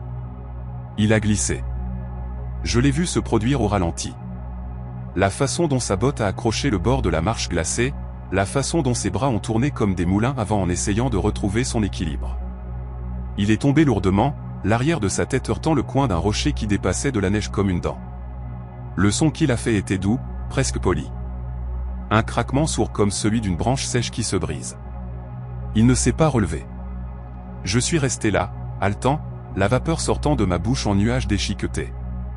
La neige tombait autour de nous, épaisse et silencieuse, commençant déjà à couvrir le sol perturbé. J'ai appelé son nom. Il n'a pas répondu. Je me suis accroupi, j'ai secoué son épaule. Rien. Ses yeux étaient mi-clos, fixant quelque chose que je ne pouvais pas voir. Le sang assombrissait la neige sous sa tête, s'étalant lentement, transformant le blanc en une aquarelle rouge malade. La panique m'a frappé comme un poing. Je me suis dit que c'était un accident. Il a glissé. Ce n'était pas de ma faute, mais j'étais ivre et nous nous étions battus et son sang était sur mes mains d'une manière qui semblait plus littérale que je ne voulais l'admettre. J'ai regardé autour de moi comme si quelqu'un pouvait m'observer. Même si nous étions à des kilomètres de quiconque, la tempête hurlait, les arbres pliaient sous le poids de la neige. Le monde était vide. J'aurais dû aller chercher de l'aide. J'aurais dû appeler, expliquer ce qui s'était passé, accepter les conséquences qui viendraient, mais j'étais jeune, ivre et terrifié. Et je me suis convaincu que sortir dans la tempête serait un suicide. La route était ensevelie. La ville la plus proche était à 16 km. Je gèlerais avant d'avoir fait la moitié du chemin. C'est ce que je me suis dit. C'est le mensonge que j'ai enroulé autour de la vérité jusqu'à ce que je le croie presque. Au lieu de cela, je l'ai traîné. Son corps était plus lourd que je ne l'avais imaginé. Un poids mort, c'est ainsi qu'on appelle cela, et l'expression n'avait jamais semblé plus exacte. Je l'ai tiré autour du côté de la cabane à travers la neige jusqu'à ce que j'atteigne l'arrière où les congères s'amoncelaient contre le mur. Je me suis dit que je reviendrais pour lui le matin. Je me suis dit que je rendrais les choses juste une fois la tempête passée. Au matin, le monde était enseveli sous le blanc. La tempête avait déversé encore 60 cm pendant la nuit, lissant chaque surface, effaçant chaque trace. Là où je l'avais laissé, il n'y avait qu'une légère dépression dans la neige, un endroit où le blanc semblait s'enfoncer plus bas qu'il ne le devrait, comme si quelque chose en dessous bougeait encore. Quand le chef d'équipe est venu nous vérifier une semaine plus tard, j'ai menti. J'ai dit que Miller était parti au milieu de la nuit après notre dispute, que j'avais supposé qu'il avait essayé de marcher jusqu'à la ville. Le chef m'a regardé longtemps, puis a regardé les congères, puis a secoué la tête. Personne ne voulait s'occuper de la paperasse. Personne ne voulait monter une recherche dans ces conditions.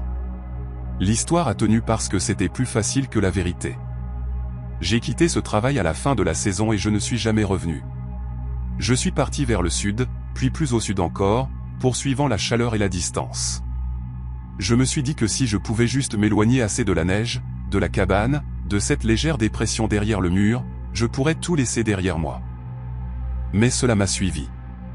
La première fois que c'est arrivé, je vivais dans un petit appartement en ville, à 3 états de l'endroit où Miller est mort. C'était l'hiver et la neige avait commencé à tomber. Le genre de flocons légers et inoffensifs qui fondent dès qu'ils touchent le sol. Je suis rentré du travail, j'ai déverrouillé ma porte, et je me suis arrêté net. Il y avait des empreintes de bottes mouillées dans le couloir. Grandes, lourdes, le genre laissé par des bottes de travail couvertes de neige fondue. Elles menaient de la porte d'entrée à ma chambre, puis s'arrêtaient comme si quelqu'un était entré, s'était tenu près de mon lit, puis avait disparu. Je vivais seul. La porte était verrouillée. Il n'y avait pas de neige dans la cage d'escalier, pas de traces menant de l'extérieur, juste ces empreintes séchant lentement sur le parquet, remplissant l'appartement de l'odeur du cuir humide et de l'air froid. Je me suis dit que je les avais traînées plus tôt et que je l'avais oublié. Mais je n'avais pas porté de bottes ce jour-là. Je n'étais allé nulle part près de la neige. Les empreintes sont réapparues un mois plus tard, puis encore. Toujours les nuits où il neigeait, toujours menant à ma chambre. Une fois, je me suis réveillé au milieu de la nuit au son de pas marchant dans le couloir dehors de ma porte. Lent, lourd, délibéré. Le rythme était familier. C'était la même façon dont Miller marchait quand il était agité, quand il ne pouvait pas dormir et arpentait la cabane en essayant de chasser le froid. J'ai déménagé à nouveau, cette fois dans un endroit où il ne neigeait jamais, où la température restait au-dessus de 20 degrés même en janvier. J'ai pensé que ce serait la fin. Pas de neige, pas d'empreinte, pas de rappel. J'avais tort. Je me suis réveillé une nuit pour trouver ma chambre remplie de brouillard. Épais, gris et assez froid pour que je puisse voir ma respiration. Cela sentait les pins et l'essence. L'odeur exacte de la cabane. Et là, à côté de mon lit, pressé dans la fine couche de givre qui s'était formée sur le sol, il y avait une seule empreinte de bottes mouillées. Je ne dors plus bien. Je laisse les lumières allumées. J'évite les miroirs parce que parfois, tard le soir, je vois du mouvement derrière moi dans le reflet. Une forme qui se tient trop immobile et regarde trop longtemps. Je l'entends dans les murs, marchant, attendant, me rappelant que certaines choses ne restent pas enterrées peu importe à quel point la neige tombe profondément. Je rêve de la cabane. Je rêve de la dépression dans la neige, de la façon dont elle semblait s'enfoncer plus bas chaque fois que je la regardais, comme si le sol en dessous était creux. Je rêve de tendre la main pour balayer la neige et de sentir une main se tendre pour attraper la mienne, froide et rigide et incroyablement forte. Les gens parlent de la culpabilité comme si c'était quelque chose que vous portez. Ils ont tort. La culpabilité est quelque chose qui vous porte. Elle vous prend et vous traîne de retour à l'endroit que vous avez essayé de quitter encore et encore jusqu'à ce que vous compreniez que la distance ne signifie rien. Vous pouvez courir de l'autre côté du monde, mais le moment où il neige, le moment où l'air devient froid, la nuit devient silencieuse, vous entendrez à nouveau ses pas. Vous verrez à nouveau ses empreintes. Vous sentirez à nouveau cette main sur votre épaule vous secouant pour vous réveiller de la manière dont il le faisait quand c'était mon tour d'attiser le feu. Je ne sais pas ce qu'il veut. Peut-être qu'il veut que je retourne là-bas. Peut-être qu'il veut que j'avoue.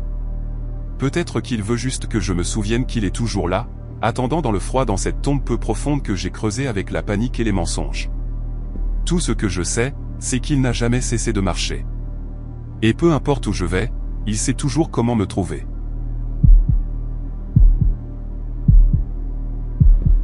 Je m'appelle Daisy, et j'aimais autrefois conduire la nuit. Il y avait quelque chose de paisible à être seul sur des routes vides pendant que le reste du monde dormait.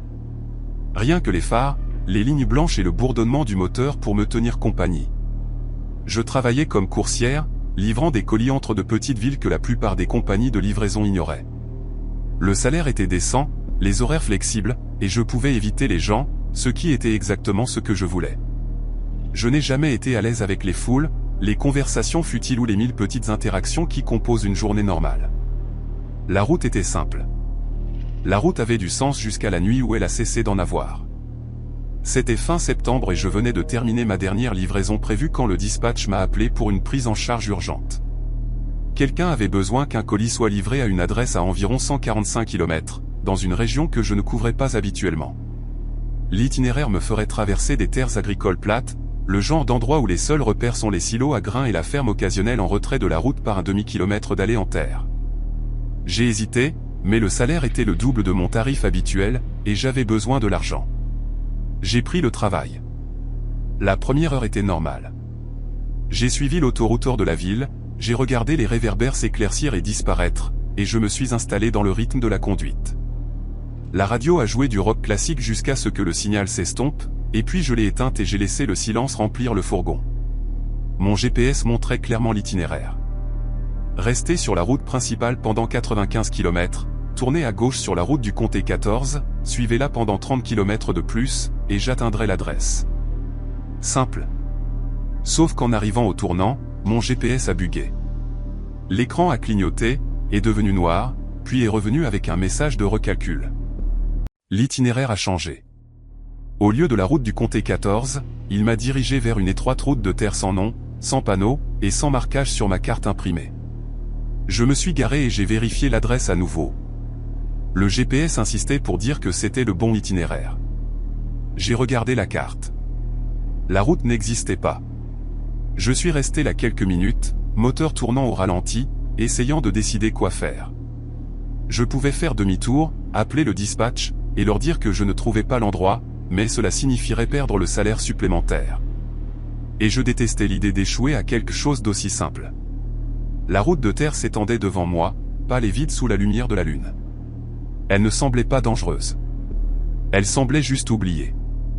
Je me suis engagé dessus. La route était étroite, à peine assez large pour un véhicule, avec de hautes herbes pressant des deux côtés. Le fourgon a rebondi sur les ornières et les pierres, et de la poussière s'est élevée en nuages derrière moi, visible dans le rétroviseur. Le GPS continuait à recalculer, l'itinéraire changeant légèrement toutes les quelques minutes, comme s'il ne pouvait pas décider où j'étais censé aller. Je me suis dit que c'était juste un bug, que j'atteindrais l'adresse bientôt et que je rirais de la façon dont j'avais été paranoïaque. Mais plus je conduisais, plus les choses devenaient étranges. Les champs de chaque côté étaient vides. Pas de culture, pas de bétail, pas de signe de vie. L'air sentait mauvais, plat et stagnant, comme s'il était resté immobile trop longtemps. J'ai passé un poteau de clôture penché, puis un autre, et j'ai réalisé qu'ils étaient les seules choses brisant l'étendue sans fin d'herbe morte. Il n'y avait pas de maison de ferme, pas de lumière au loin, pas d'autres routes bifurquant, juste la seule piste de terre s'étendant vers l'avant dans l'obscurité. Puis j'ai remarqué la lumière dans mon rétroviseur. Elle était haute, beaucoup trop haute pour être les phares d'une autre voiture. Elle flottait dans l'air derrière moi, un seul point brillant qui ressemblait presque à une étoile, sauf qu'elle était trop basse et trop stable. J'ai ralenti, pensant que c'était peut-être un hélicoptère ou une lumière de tour que je n'avais pas remarqué auparavant. La lumière a ralenti avec moi, maintenant exactement la même distance. J'ai accéléré. La lumière a accéléré. J'ai ralenti à nouveau. Elle a ralenti. Elle me suivait. Mes mains se sont serrées sur le volant. J'ai essayé de me dire que c'était juste un autre véhicule. Quelqu'un d'autre perdu sur cette étrange route. Mais aucun phare ne ressemblait à cela. Aucun véhicule ne bougeait comme cela. Parfaitement lisse, sans rebondir ou osciller. Cela flottait simplement, brillant, observant. J'ai décidé de me garer. Si c'était un autre conducteur, il pourrait passer. Si c'était autre chose, eh bien, au moins je saurais. J'ai doucement dirigé le fourgon sur l'accotement, l'ai mis au point mort, et j'ai attendu. La lumière s'est arrêtée aussi, flottant à la même distance, peut-être à 100 mètres en arrière. Elle ne s'est pas approchée. Elle ne s'est pas tournée. Elle a juste attendu. J'ai ouvert la porte et je suis sorti, mes jambes raides d'être resté assise trop longtemps. La nuit était silencieuse. Pas d'insectes, pas de vent, pas de bourdonnement lointain de la circulation, juste un silence lourd et oppressant qui pressait contre mes oreilles. J'ai regardé derrière moi, protégeant mes yeux de l'éclat de la lumière. Il n'y avait pas de route là-bas. La piste de terre sur laquelle je conduisais s'arrêtait simplement, laissant place à un champ ouvert d'herbe ininterrompu. Mes traces de pneus s'estompaient dans le néant, comme si j'avais conduit au bord du monde. Je me suis retourné vers le fourgon, le cœur battant. La lumière a pulsé une fois, un battement lent et délibéré, et j'ai senti quelque chose dans ma tête. Pas un son, pas des mots, mais une pression, comme si quelqu'un essayait de pousser une pensée dans mon crâne. C'était invasif, mal, et cela a fait se brouiller les bords de ma vision. Je me suis précipité vers le fourgon, tâtonnant pour trouver la poignée de la porte. Au moment où je suis monté et claqué la porte, la pression a disparu. J'ai mis le fourgon en drive et j'ai accéléré à fond, peu importe où la route menait, ayant juste besoin de bouger. La lumière est restée derrière moi, pulsant en rythme maintenant, comme un battement de cœur. Mon propre pouls a suivi, et j'ai réalisé avec une horreur croissante que je ne pouvais pas ralentir ma respiration. C'était comme si quelque chose en dehors de mon corps contrôlait le rythme. J'ai conduit à l'aveugle, sans sens de la direction. Aucune idée de la durée de mon trajet. Le GPS était inutile, clignotant entre des itinéraires qui n'avaient aucun sens. La route semblait se tordre et se plier de manière qui défiait la terre plate autour de moi. Et puis, sans avertissement, j'étais ailleurs. J'ai cligné des yeux et soudain j'étais en train de me garer dans une station-service que je reconnaissais d'heures plus tôt, celle où je m'étais arrêté avant de prendre le travail. Les lumières fluorescentes bourdonnaient au-dessus. Un employé fatigué se tenait derrière le comptoir, fixant son téléphone. Tout était normal. Tout était exactement comme cela avait été. J'ai regardé l'horloge sur le tableau de bord. Seulement 10 minutes s'étaient écoulées depuis que j'avais quitté cette même station-service. 10 minutes. J'avais conduit pendant plus d'1 heure. J'ai vérifié ma jauge de carburant. J'aurais dû brûler un quart de réservoir. Elle avait à peine bougé. Je suis resté sur le parking, tremblante, essayant de donner un sens à ce qui venait de se passer. J'ai sorti les images de la caméra de bord, celles que je gardais toujours en marche pour des raisons d'assurance. J'ai rembobiné jusqu'au moment où j'ai tourné sur la route de terre. La vidéo m'a montré en train de conduire sur l'autoroute, puis elle a coupé à un écran statique, épais, qui a crépité et grésillé pendant plusieurs minutes. Ensuite, elle a sauté en avant jusqu'à moi me garant à la station-service, paniqué et en sueur, sans enregistrement de la route, de la lumière, ou de quoi que ce soit entre les deux. J'ai quitté le travail de coursière le lendemain. J'ai dit au dispatch que je déménageais, que je changeais de carrière, n'importe quelle excuse qui semblait crédible. Je ne leur ai pas parlé de la route ou de la lumière ou du temps manquant. Qui m'aurait cru? Je me croyais à peine moi-même. Mais cela ne s'est pas arrêté là.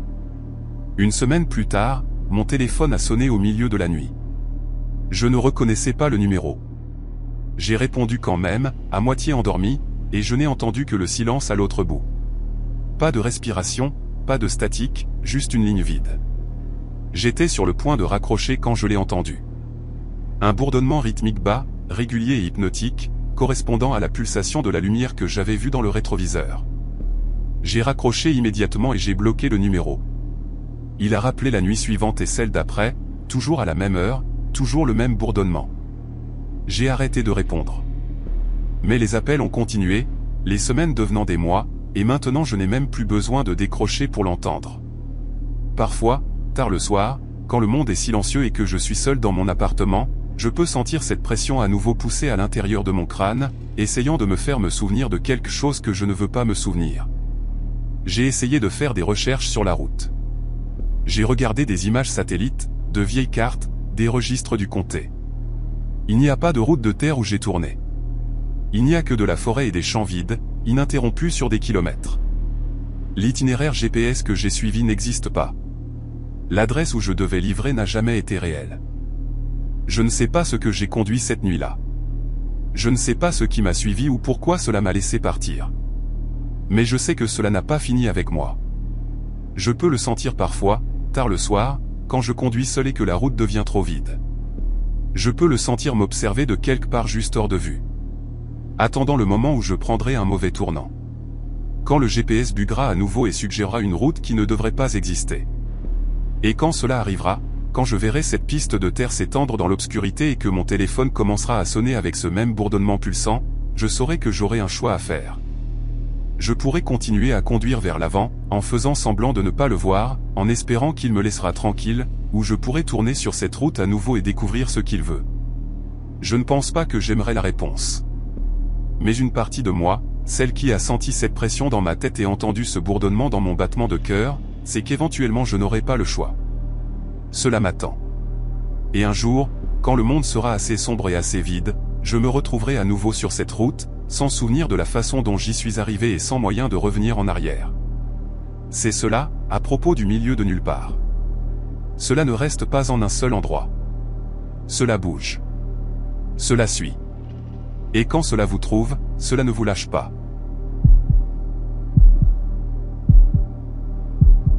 Je m'appelle Rosie.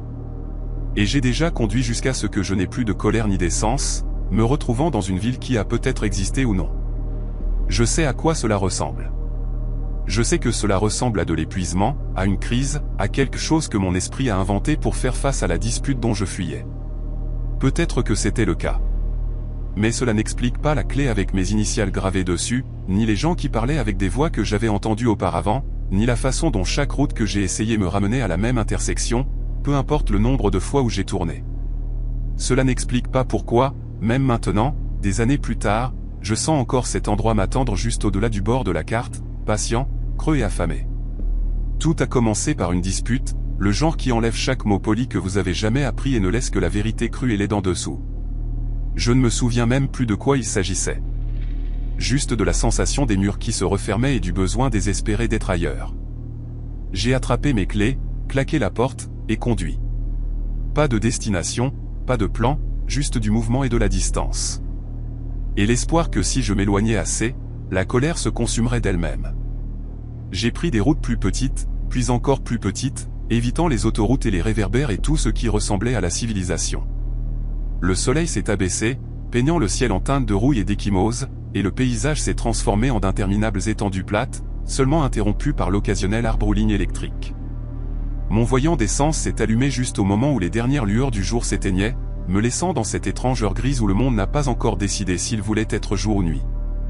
C'est à ce moment-là que j'ai vu le panneau. Métal vert délavé, à moitié caché par des mauvaises herbes, avec des lettres blanches et plan un nom que je ne reconnaissais pas. Pas de nombre de population, pas de marqueur de distance, juste le nom et une flèche pointant vers une route étroite qui semblait avoir été oubliée par l'équipe d'entretien du comté des décennies plus tôt. Je me suis engagé dessus parce que je n'avais pas le choix. Le voyant d'essence était bien dans le rouge, et la prochaine ville sur ma carte était à 30 km. Cet endroit, quoi que ce soit, devrait faire l'affaire. La route était pavée mais fissurée, avec de l'herbe poussant à travers les joints.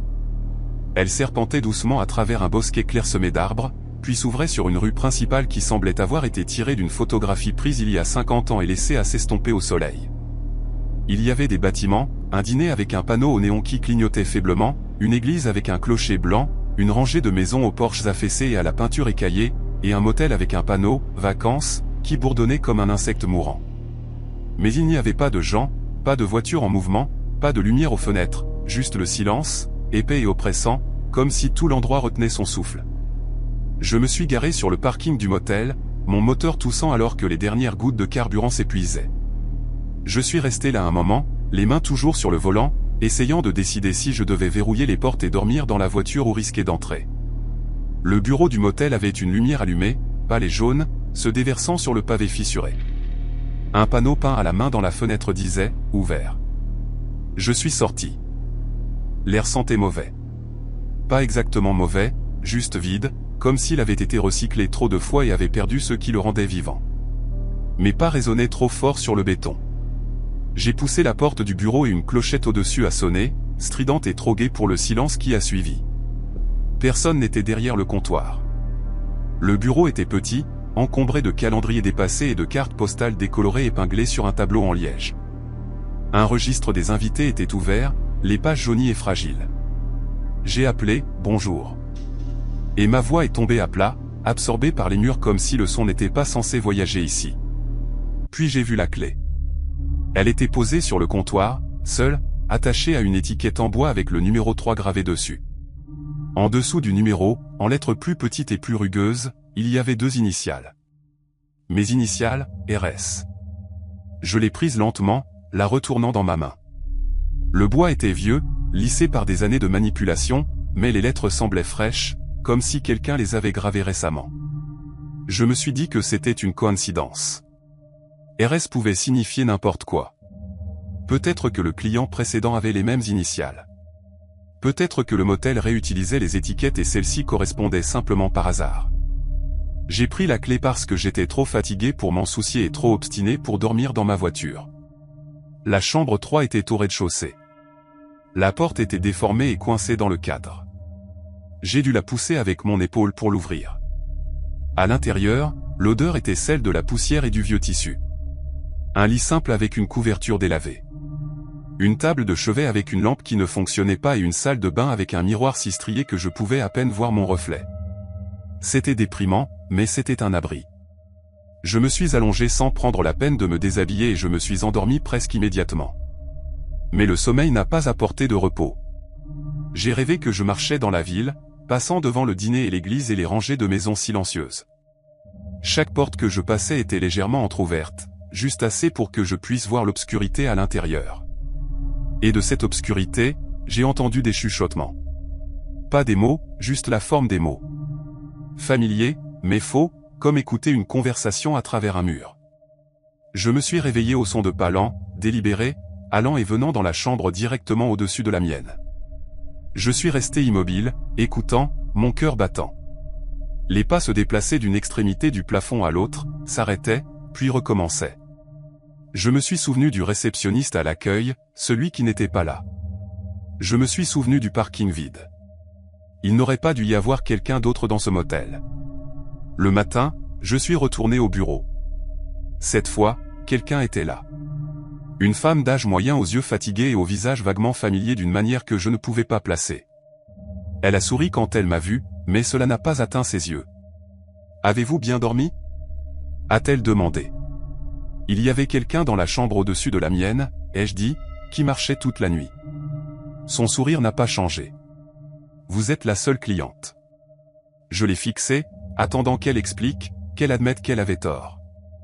Mais elle est simplement restée là, patiente et vide, comme si elle attendait que j'accepte quelque chose que je ne voulais pas comprendre. J'ai quitté le bureau et je suis allé en ville. Le dîner était ouvert maintenant, bien que je n'ai vu personne le déverrouiller. À l'intérieur, un homme était assis au comptoir en buvant du café. Il a levé les yeux quand je suis entré. Et pendant un moment, j'ai cru le reconnaître. Pas son visage exactement, mais la façon dont il tenait sa tasse, l'angle de ses épaules. Cela m'a rappelé quelqu'un que je connaissais, quelqu'un avec qui je m'étais disputé avant de partir. « Bonjour », a-t-il dit, et sa voix était presque juste, presque familière, comme une impression de quelqu'un que j'avais entendu 1000 fois. J'ai commandé un café que je ne voulais pas et je me suis assise près de la fenêtre. Dehors, la rue était toujours vide. Mais maintenant, j'ai remarqué des détails que j'avais manqués la nuit précédente. Une balançoire de Porsche se balançant doucement d'avant en arrière bien qu'il n'y ait pas de vent. Un journal sur un perron avec une date de 3 ans plus tôt. Une affiche, on cherche, dans la vitrine du dîner avec mon titre de poste imprimé en encre délavée. J'ai essayé de partir après cela. J'ai marché jusqu'à ma voiture, déterminé à la pousser si nécessaire. Mais quand j'ai tourné la clé, le moteur a démarré. Le voyant d'essence indiquait un quart de réservoir, bien que j'ai été complètement à sec la nuit précédente. Je ne l'ai pas questionné. J'ai simplement conduit. Mais chaque route que j'ai prise m'a ramené.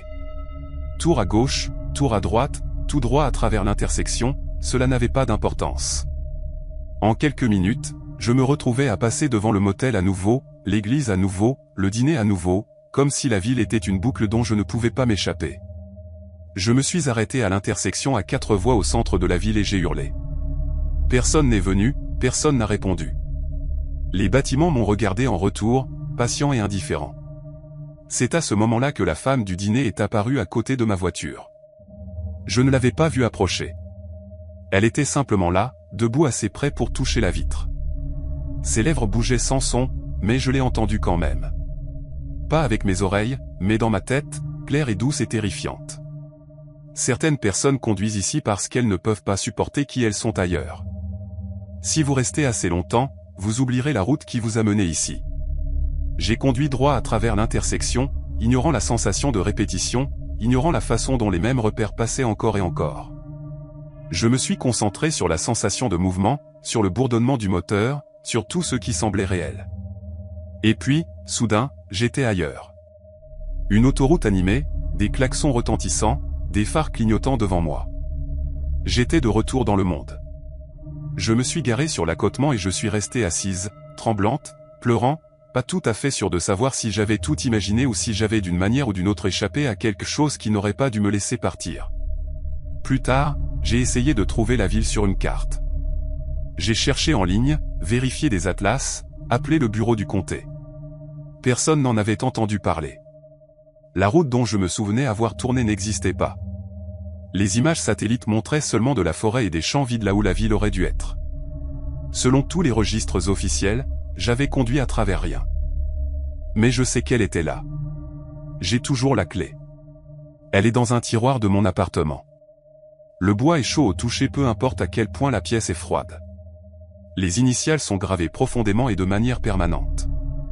Et parfois, tard le soir, quand je suis en colère ou effrayé ou désespéré de fuir, je sens l'attraction. Je sens cette ville creuse m'attendre juste après le prochain mauvais tournant, avec une chambre vacante et une clé déjà marquée de mon nom. Je ne conduis plus quand je me sens comme ça. Je reste à la maison. J'allume toutes les lumières. Je me rappelle que certaines routes ne mènent nulle part où l'on peut revenir. Mais la clé est toujours dans le tiroir. Et une partie de moi, celle qui voulait disparaître cette nuit-là, c'est qu'un jour je pourrais la reprendre.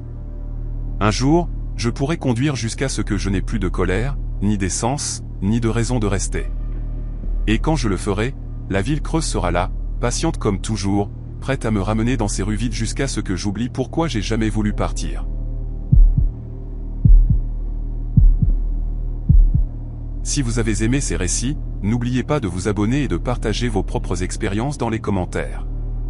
La nuit est encore jeune, et le monde est rempli d'endroits où la réalité se fissure. Qui sait ce que vous pourriez rencontrer la prochaine fois que vous vous retrouverez seul, au milieu de nulle part.